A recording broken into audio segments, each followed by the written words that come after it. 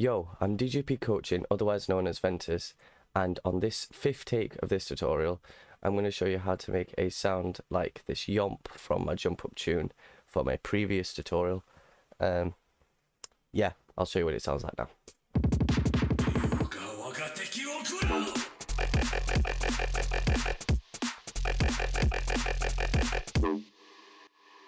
This is the sound we're focusing on. Nice little yompy womp. We're just making up words at this point. Yeah, so I've made a copy here of the track without any of the buses or anything on there. So this is completely dry. This is just the preset that I've made.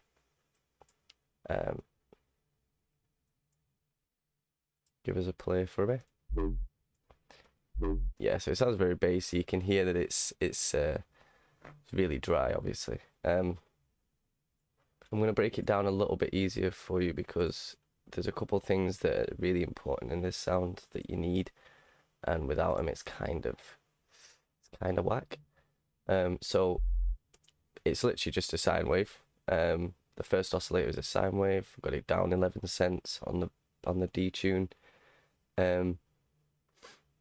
Everything else is the same. Random I kept up because I do like a bit of variation in my womp sounds. It does make it sound a little bit more natural, because womps, you know, they do sound very repetitive after a while. If it's the exact same sound, it's going to make it subconsciously sound a little bit less well produced, I guess. Anyways, so I've got an FM from B here that's set to about 42%, and then on the B oscillator I've got an escalation waveform, and as far as I'm aware this is part of the massive waveforms. I think number 11 it says. Yeah, 11. This is the massive 2 basic by 𝙀𝙨𝙀𝙀𝙀𝙀𝙀, and it's basically all the basic massive waveforms in there. So if you want that, that's free as well online somewhere. You can go find that. That's going up 1 octave and up 11 cents, and the volume's turned all the way down because we're actually routing it through oscillator A, and the wavetable position is 105.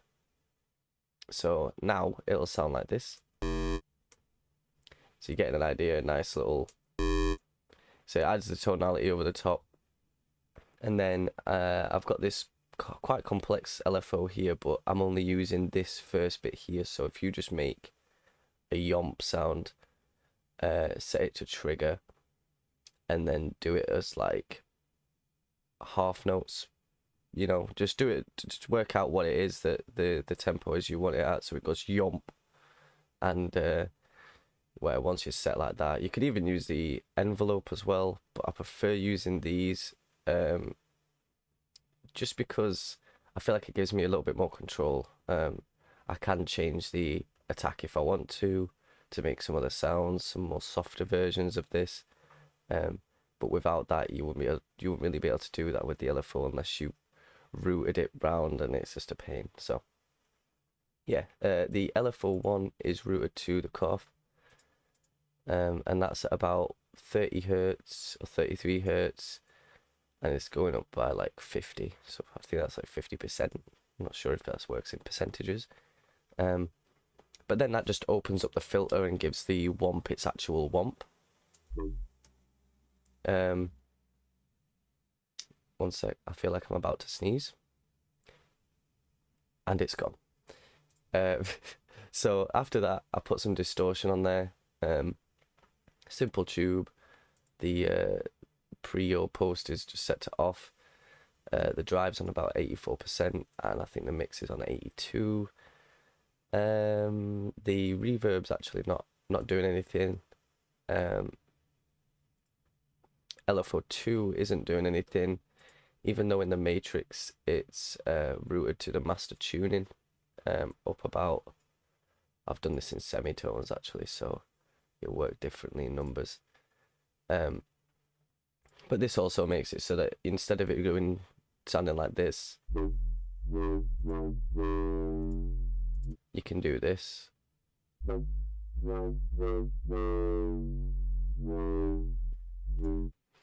Yeah, so that's the sort of the Yomp bass, the sort of limitations and stuff you can do with that sound in the preset anyway. After that, I've got it out going into a saturator just to warm it up a little bit. Adds a nice bit of analog sort of warmth, even though it's a digital clip, but it still makes it sound a little bit warmer and give it a bit more of a natural tonality to it as opposed to robotic and synthesized. Bit of compression on there, down about 10 dB. Attack's quite slow, release is 50 milliseconds, so it's just running through a pretty bog standard compression. Nothing too crazy there. I've got the ratio on 4.5.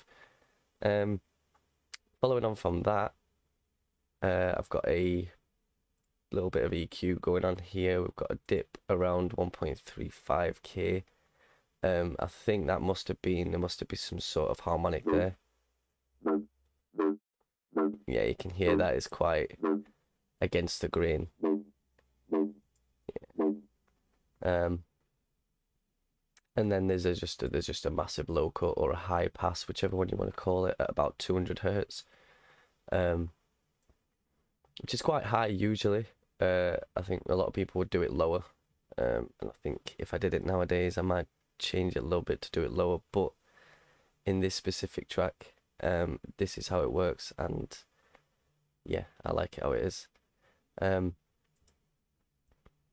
Utility. Put a bass mono on there. I'm not sure why that's actually on there. That's not really needed, so we'll tuck that away. And then after that, I've got a side chain that's not even side chaining.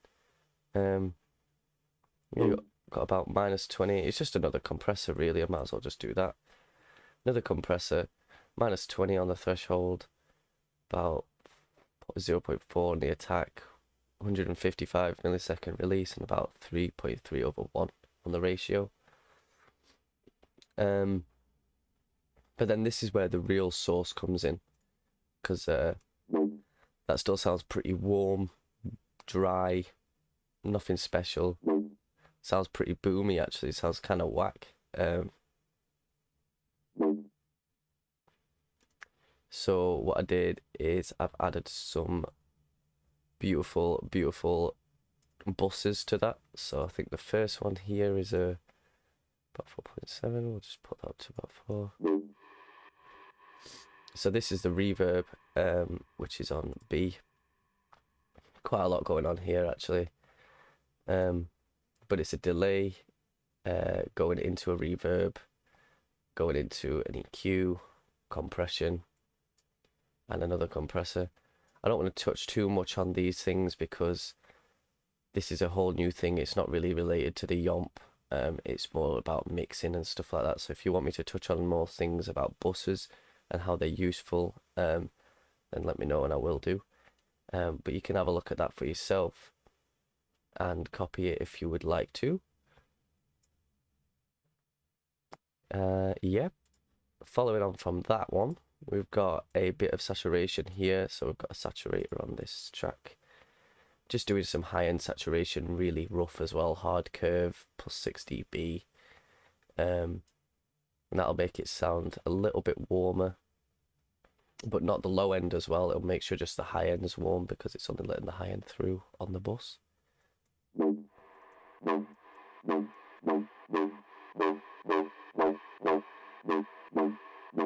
can see how you're just adjusting it.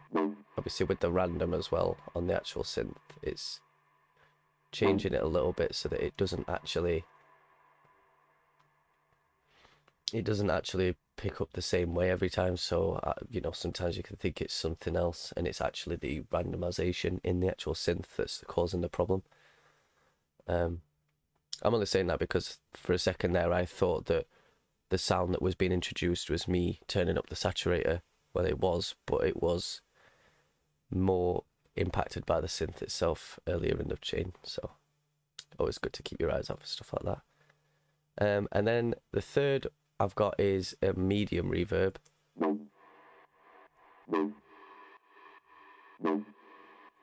And that just fills out the nice little gaps in the other reverb that was that were being emphasized. This one's a 𝙬𝙯 reverb. I'm pretty sure this is free. I kind of enjoy this reverb. Sometimes it doesn't give me the results I'm looking for, but more often than not, when I do use it, it always does the job well. Yeah, so nothing too crazy here. We've got the wet. I mean, the wet's on about 40-45%. We've got dry on 0. Size is on about 75%. Low cuts all the way down. High cuts at about 70%, I'd say. Yeah, it's hard to really tell.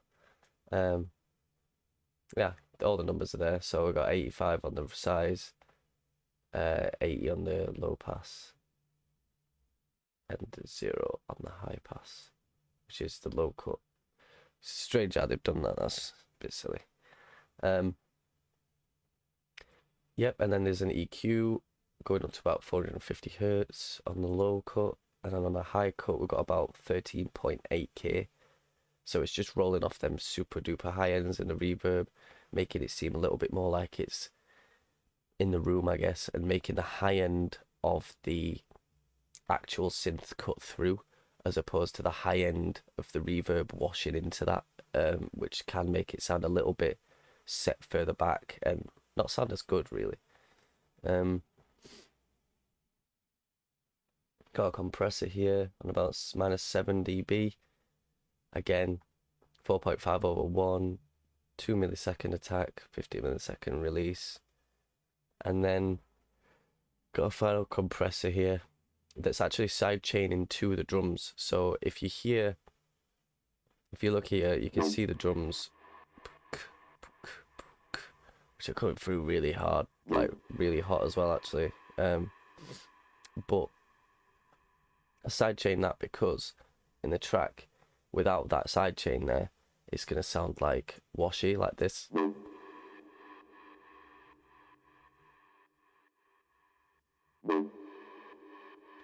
And then when I put the sidechain on, it ducks the reverb, so it sounds more like it's like the track's like sucking into the drums. You can hear it ducking slightly.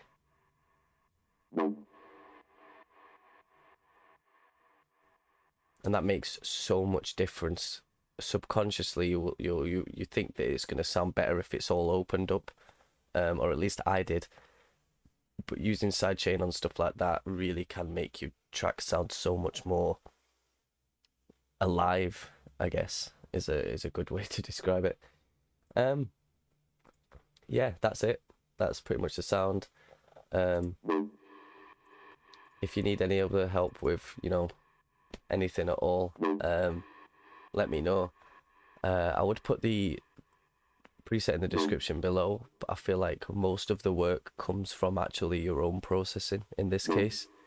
It's quite an easy sound to make, and there's not really any sort of, other than using the right waveforms, there's not really any sort of skill or special thing you need to know about it that's going to make it stand out from anything else. But if you do load the preset, then I might chuck it on the Patreon for you guys to download who've subscribed to that. All my love, I hope you had a great holiday. I'm feeling fat as anything, so I hope the next year that's coming is going to be fun, and we're going to get a lot of work done, and I'm looking forward to making a lot more of these videos for you guys. So all my love, take it easy. Merry Christmas, Merry New Year, Merry January. Adios.